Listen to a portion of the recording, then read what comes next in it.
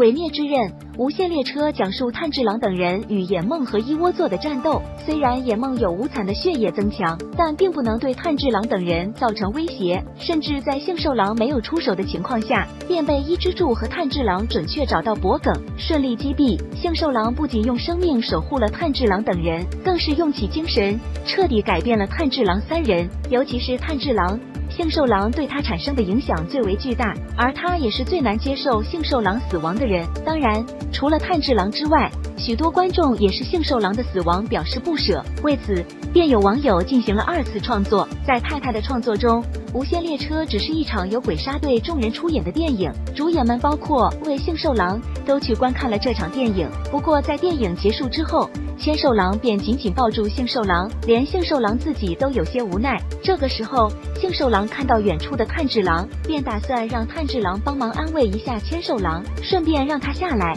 这个时候，镜头给了炭治郎一个近景，此时的炭治郎泪眼婆娑，看到杏寿郎时，明显眼神都不一样了。他不仅没有帮助杏寿郎安慰千寿郎，就连他自己也紧紧抱住了杏寿郎。这个时候，杏寿郎只能无奈地说了一句：“没想到竟然会哭成这个样子。”看到太太的作品，应该有不少小伙伴和小白一样，希望无限列车真的只是一场拍摄电影，岩柱没有死亡，他依旧是那个开朗乐观的阳光少年。